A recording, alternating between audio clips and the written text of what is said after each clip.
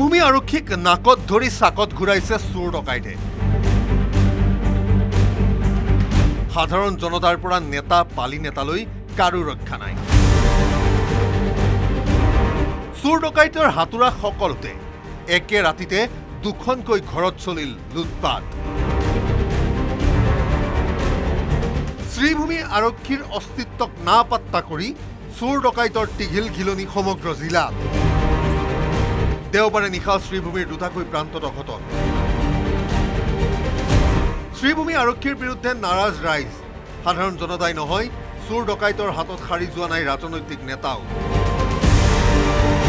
দেওবাৰে নিশা শ্ৰীভূমি জিলা বিজেপিৰ প্ৰাক্তন সভাপতিৰ ঘৰতে চোৰে চলালে চাফাই অভিযান। চহৰজুৰি চোৰৰ উপদ্ৰৱ আৰক্ষীয়ে ৰোধ কৰিব নোৱাৰাৰ অভিযোগ। জিলা বিজেপিৰ প্ৰাক্তন সভাপতি সুব্ৰত ভট্টাচাৰ্যৰ ঘৰত চোৰে চলালে অভিযান। ঘৰলৈ সোমাই পূজাগৃহৰ সমগ্ৰ সামগ্ৰী চুৰি কৰি নিলে চোৰে।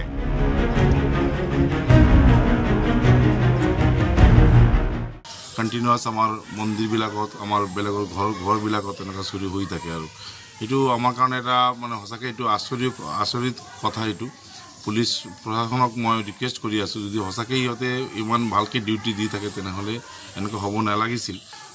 যিকোনো উপায় যেন সিহঁতে এই চোৰক ধৰি পেলাই এটা দৃষ্টান্তমূলক শাস্তি প্ৰদান কৰে। আমাৰ ইয়াত দেখি আছোঁ আমি যে আৰু চলি আছে সদায় এনেকুৱা ঘটনা। সেইটোকে অনুমান কৰা যায় তেখেতৰ ডিউটিটো ঠিক ঠাক কৰিব পৰা নাই। পুৱাৰ ভাগত চুৰিৰ উমান পাই খবৰ দিয়া আৰক্ষীক ইতিমধ্যে আৰক্ষীয়ে আৰম্ভ কৰিছে তদন্ত।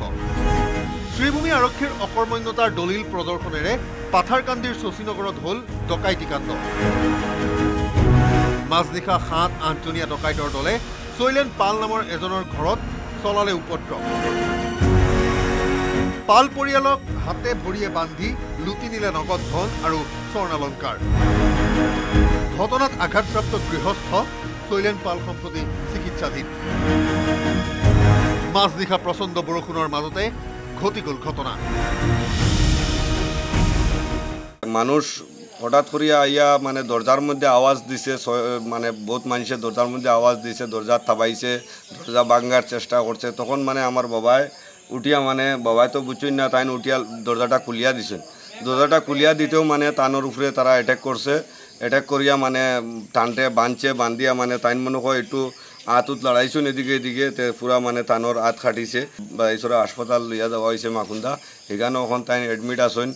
আর মানে বাকি যে গরুর লোক আসলো সবরে মানে তারা বান্ধিয়া মানে মার বইনর আমার বউর যেটা মানে সোনা গয়না যেটা আসলো, খানেও আসলো বা গড়ে যেটা লেখা আসলো, এটা সব তারা লুটপাট করিয়া নিছে।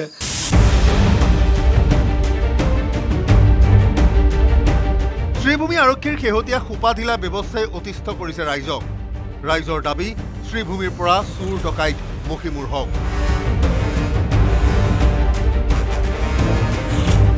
শ্ৰীভূমিৰ পৰা গৌৰীশ নন্দীৰ report, news 18 Assam north east.